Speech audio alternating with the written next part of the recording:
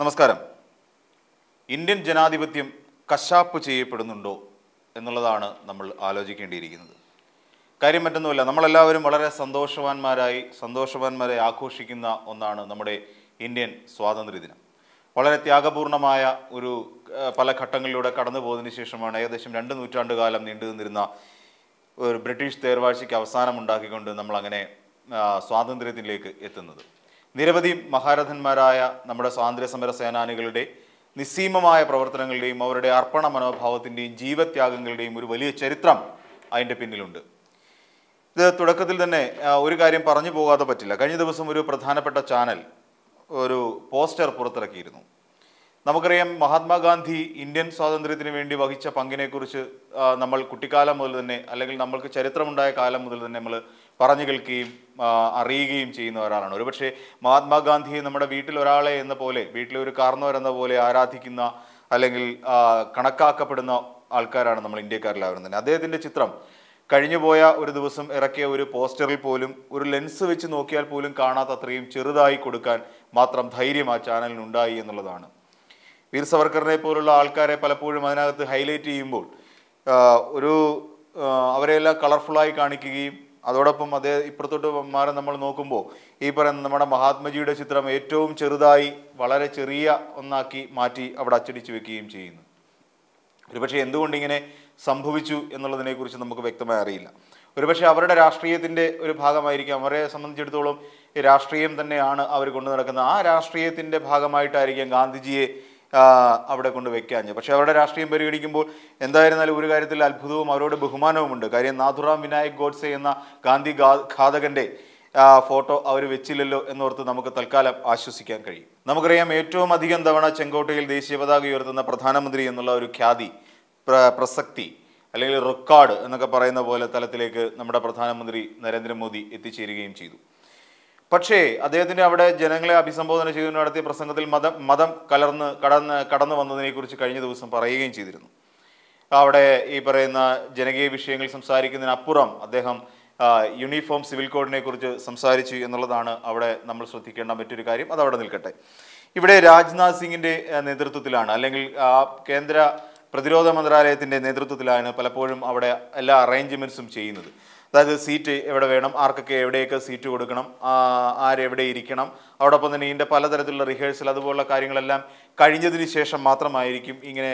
അത് ദിവസങ്ങൾക്ക് മുൻപേ തുടങ്ങുന്ന ഒരു പരിപാടിയാണ്. അതെല്ലാം ആ ഒരു അറേഞ്ച്മെൻറ്റ്സ് ഒക്കെ കഴിഞ്ഞതിന് ശേഷം മാത്രമാണ് സ്വാതന്ത്ര്യദിനത്തിൻ്റെ അന്ന് പതാക ഉയർത്തലും പിന്നീടുള്ള പരേഡും കാര്യങ്ങളും എല്ലാം അവിടെ നടക്കുക. പക്ഷേ ഇവിടെ നമ്മൾ ശ്രദ്ധിക്കേണ്ട ഒരു കാര്യമുണ്ട്. നമുക്ക് ഇന്ത്യൻ ജനാധിപത്യത്തെ കശാപ്പ് ചെയ്യുന്നുണ്ടോ എന്ന് ചോദിച്ചതിന് ഒരു പ്രധാന കാരണം കൂടിയുണ്ട്. രാഹുൽ ഗാന്ധി എന്ന് പറയുന്നത് വളരെ കാലത്തിന് ശേഷം ഇന്ത്യക്ക് ലഭിക്കുന്ന ശക്തനായ ഒരു പ്രതിപക്ഷ നേതാവാണ് എന്ന് നമുക്ക് അറിയാം. പക്ഷേ രാഹുൽ ഗാന്ധിയെ തീർത്തും നിരാകരിക്കുന്ന, അദ്ദേഹത്തിൻ്റെ ഒരു ക്യാബിനറ്റ് പദവി പോലും ശ്രദ്ധിക്കാതെ അദ്ദേഹത്തെ തഴയുന്ന ഒരു സമീപനമാണ് നരേന്ദ്രമോദിയുടെ നേതൃത്വത്തിലുള്ള ഇപ്പോഴത്തെ സർക്കാർ ചിന്തിച്ചത്. അതായത് രാജ്നാഥ് സിംഗ് പ്രതിരോധ മന്ത്രാലയം പോലും അങ്ങനെ ഒരു നടപടി സ്വീകരിച്ചു. അദ്ദേഹത്തെ വലിച്ച് ഏറ്റവും പിന്നിലേക്കാക്കി. അതായത് പിന്നിൽ നിന്ന് 2ാമത്തെ റോയിലേക്ക് ഒരു രാജ്യത്തിൻ്റെ പ്രതിപക്ഷ നേതാവിനെ കൊണ്ടിരുത്തേണ്ട സ്ഥാനമാണോ അത് എന്ന് നിങ്ങളൊന്ന് ആലോചിച്ച് നോക്കുക. ഒരു കോൺഗ്രസിൻ്റെ വക്താവായി അല്ലെങ്കിൽ കോൺഗ്രസിൻ്റെ നേതാവായി പോയതുകൊണ്ടോ, കോൺഗ്രസിൻ്റെ അല്ലെങ്കിൽ BJPയുടെ കാര്യങ്ങൾക്കെതിരെ ശബ്ദിക്കുന്ന ഒരു പ്രതിപക്ഷ നേതാവായി പോയതുകൊണ്ടോ ആയിരിക്കാം ഇത്തരത്തിൽ ഒരു സമീപനം പ്രധാനമന്ത്രിയുടെ ഭാഗത്ത് നിന്നുണ്ടായി. അത് ഒരുപക്ഷെ അതുകൊണ്ടായിരിക്കാമെന്നാണ് എനിക്ക് തോന്നുന്നത്. കാര്യം സുപ്രിയ ശ്രീനേറ്റ് എന്ന് പറയുന്ന കോൺഗ്രസിൻ്റെ വക്താവ് ഇതിനെക്കുറിച്ച് പറയുന്നുണ്ട്. അദ്ദേഹം ഏറ്റവും നിസ്സാരനായ ഒരാളായി മാറിക്കഴിഞ്ഞിരിക്കുന്നു നമ്മുടെ പ്രധാനമന്ത്രി. കാരണം മറ്റൊന്നുമല്ല, അദ്ദേഹത്തിൻ്റെ ചിന്താഗതി വളരെ ഇടുങ്ങി ചെറുതായിക്കൊണ്ടിരിക്കുകയാണ്. വിശാല ഹൃദയനൊന്നുമല്ല. അദ്ദേഹത്തിന് ഒന്നിനോടും സഹിഷ്ണുത എന്ന് പറയുന്ന ഒരു കാര്യമില്ല. എല്ലാത്തിനെയും അസഹിഷ്ണുതയോടുകൂടിയാണ് നോക്കിക്കാണുന്നത്.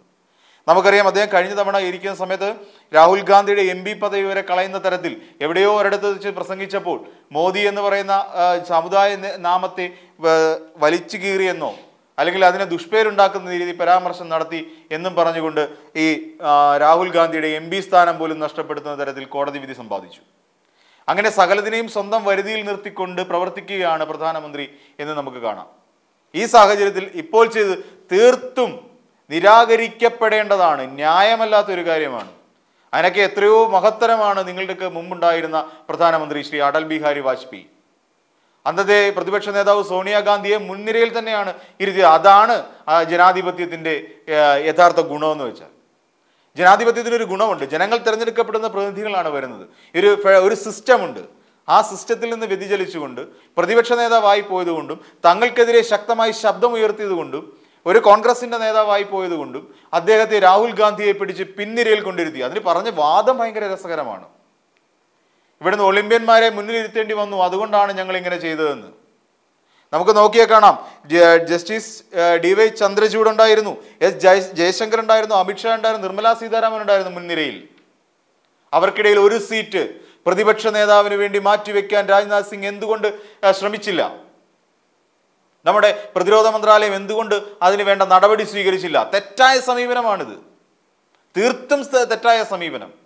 ഒരു രാജ്യത്തിന്റെ പ്രതിപക്ഷ നേതൃനിരയെ ആകമാനം അവഗണിക്കുന്ന, ഇന്ത്യൻ ജനാധിപത്യത്തിന് യാതൊരു വിലയും കൊടുക്കാത്ത തരത്തിലുള്ള തീർത്തും അപഹസിക്കപ്പെടേണ്ട ഒന്നാണ് കഴിഞ്ഞ ദിവസം സ്വാതന്ത്ര്യ ദിനത്തിൽ ഇവിടെ ഉണ്ടായത്, ചെങ്കോട്ടയിലുണ്ടായ അനുഭവം.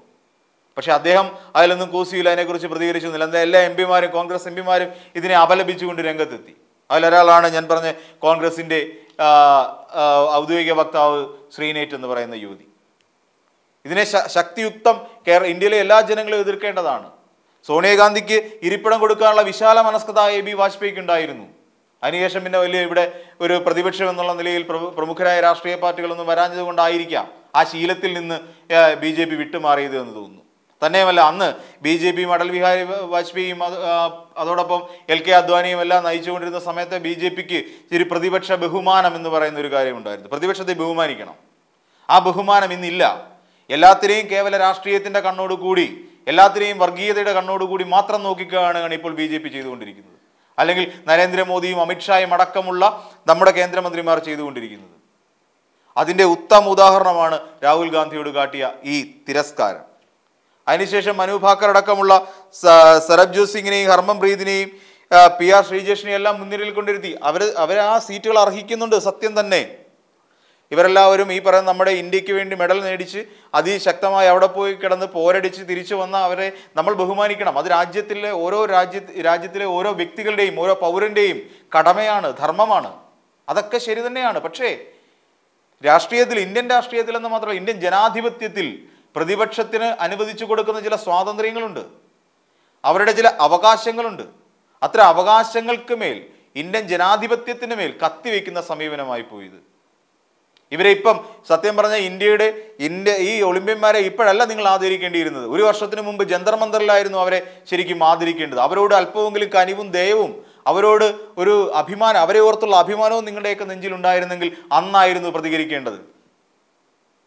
നമ്മുടെ അഭിമാന താരങ്ങളായ ഗുസ്തി താരങ്ങൾ അവിടെ അടിയും ചവിട്ടും തൊഴിയും കൊണ്ട് പോലീസുകാരാൽ നിരത്തിലൂടെ വലിച്ചിഴക്കപ്പെട്ട സമയത്ത് അന്ന് വേണമായിരുന്നു ഒളിമ്പ്യന്മാരോടുള്ള നിങ്ങളുടെ ഈ സ്നേഹവും ബഹുമാനവും. അല്ലാതെ ഒരു പ്രത്യേക രാഷ്ട്രീയ കക്ഷിയുടെ അല്ലെങ്കിൽ പ്രതിപക്ഷ നേതാവിനെ അടിച്ചിരുത്താൻ വേണ്ടി ആകരുതായിരുന്നു നിങ്ങളുടെ ഒളിമ്പ്യന്മാരോടുള്ള BJP സർക്കാരിൻ്റെ സ്നേഹം. ഇപ്പോൾ നമുക്കറിയാം, വിനേഷ് ഫോഗട്ട് ഒരു മെഡൽ പോലും ഇല്ലാതെ അവിടെ തിരികെ എത്തി. ഒന്ന് ആലോചിച്ച് നോക്കൂ. ഒരു വെറും 100 ഗ്രാം ഭാരത്തിന്റെ പുറത്ത് അവിടെ നിന്ന് അയോഗ്യത കൽപ്പിക്കപ്പെട്ടു. അപ്പോൾ ഇവിടുന്ന് ഞങ്ങൾ വിനേഷ് ഫോഗട്ടിനൊപ്പം എന്നൊക്കെ പറഞ്ഞ് ഇവിടുന്ന് ഹാഷ്ടാഗുകൾ ഉണ്ടായി. എന്തിന്? ഇത് വെറും മുതലക്കണ്ണീർ മാത്രമായിരുന്നു എന്ന് ഞാനന്ന് പറഞ്ഞിരുന്നു. വിനേഷ് ഫോഗട്ടിന് 100 ഗ്രാം മാത്രം അവിടെ ചതി നടന്നിട്ടുണ്ട് എന്നുള്ള കാര്യം കൃത്യമായി അവിടെ ഉള്ള പലരും ഇതിനെക്കുറിച്ച് വിശദമാക്കിയിട്ടുണ്ട്. ഒടുവിൽ അവിടെ പോയി ആശ്വസിപ്പിച്ച PT ഉഷ പറഞ്ഞത് ഇതിൽ കോച്ചും വിനേഷ് ഫോഗട്ടും ആണ് ഉത്തരവാദികൾ എന്ന് പറഞ്ഞിട്ട് തിരിച്ചിറങ്ങി വന്നു. ഇതൊക്കെയാണോ നമ്മളൊരു ഇന്ത്യൻ ഒളിമ്പ്യന്മാരെ ആദരിക്കുകയും ബഹുമാനിക്കുകയും ചെയ്യുന്ന ഒരു രാഷ്ട്രീയ കക്ഷിയുടെ ഭാഗമായി നിൽക്കുന്ന, ഒരു സർക്കാരിൻ്റെ ഭാഗമായി നിൽക്കുന്ന ആൾക്കാർ ചെയ്യേണ്ടത്? അല്ലേ? ഇതൊന്നും അല്ല ചെയ്യേണ്ടിയിരുന്നത്. ചെയ്യേണ്ടതൊക്കെ ചെയ്യേണ്ട സമയത്ത് ചെയ്യണമായിരുന്നു. അന്നും ബ്രിജ്ഭൂഷൺ ശരൺ സിംഗിനെ എടുത്ത് തലയിൽ കൊണ്ടാടി നടക്കുകയായിരുന്നു. ഇന്ന് അദ്ദേഹത്തിൻ്റെ മകനെ അവിടെ നിന്ന് MP ആക്കി കൊണ്ടുവന്നു. ഇതൊക്കെ നീതികേടാണ്, ഇതൊക്കെ നീതി നിഷേധമാണ്. ഈ കാണിക്കുന്നതും ജനാധിപത്യ മര്യാദയ്ക്ക് നിരക്കാത്തതാണ്.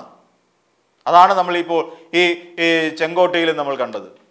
രാഹുൽ ഗാന്ധിയെ പോലെ ശക്തമായി ഭരണപക്ഷത്തിനെതിരെ വാദിക്കുന്ന ഒരാളെ പിടിച്ച് പിൻനിരയിലേക്ക് ഇരുത്തുക, ജനകീയ പ്രശ്നങ്ങളെ സർക്കാരിന് മുമ്പിൽ ചൂണ്ടിക്കാണിക്കുന്നതാണ് പ്രതിപക്ഷം.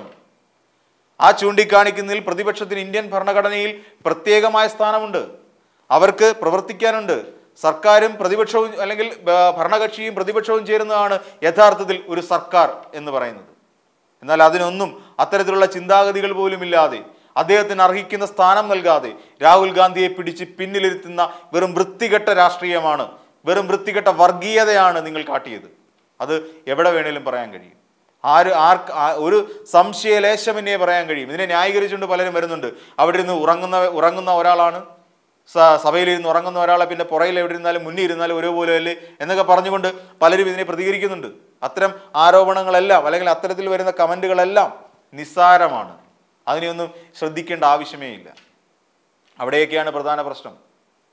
ഈ രാഹുൽ ഗാന്ധിയെ ഏറ്റവും അധികം വിളിപ്പേര് വിളിച്ച് അദ്ദേഹത്തെ അധിക്ഷേപിച്ചു കൊണ്ടിരുന്ന പാർട്ടിയാണ് BJP, എസ്പെഷ്യലി നമ്മുടെ പ്രധാനമന്ത്രി അമിത്ഷായും അടക്കമുള്ള ആൾക്കാർ.